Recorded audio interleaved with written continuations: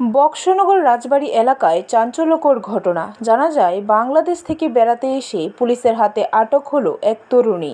সোমবার গভীর রাতে বক্সনগর থানার পুলিশ গোপন সূত্রে খবর পেয়ে বক্সনগর রাজবাড়ী এলাকার আবু হোসেনের বাড়িতে অভিযান চালিয়ে তাকে আটক করে থানায় নিয়ে যায়। সূত্রে খবর, ধৃত তরুণী বাংলাদেশের সিলেট জেলার বাসিন্দা এবং তার কোনো বৈধ ভিসা কিংবা পাসপোর্ট নেই। তিনি তার খালাতো বোনের ডাকে ভারতে অবৈধভাবে প্রবেশ করেন।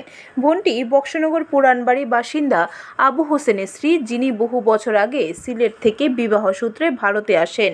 অভিযোগ, স্বামী বিদেশে থাকাকালীন ও পরবর্তীতে অসুস্থ অবস্থায় বাড়ি ফেরার পরেও ওই গৃহবধূ বিভিন্ন যুবকের সঙ্গে অসামাজিক কার্যকলাপে লিপ্ত ছিলেন।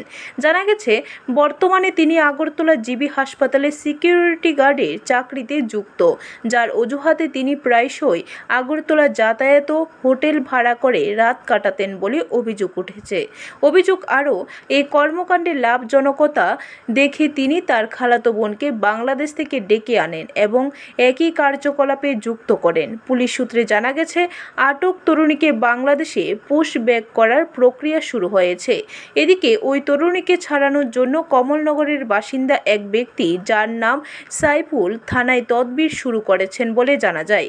ঘটনা নিয়ে এলাকা জুড়ে চাঞ্চল্য ছড়িয়েছে। পুলিশ তদন্ত শুরু করেছে এবং পুরো চক্রের নেপথ্যে আর কে বা কারা জড়িত তা খতিয়ে দেখা হচ্ছে। প্রশাসনের পক্ষ থেকে জানানো হয়েছে, বিদেশি নাগরিকের অবৈধ অনুপ্রবেশ ও অসামাজিক কার্যকলাপের বিরুদ্ধে আইনানুগ ব্যবস্থা নেওয়া হবে। ব্যুরো রিপোর্ট, খবর ত্রিপুরা।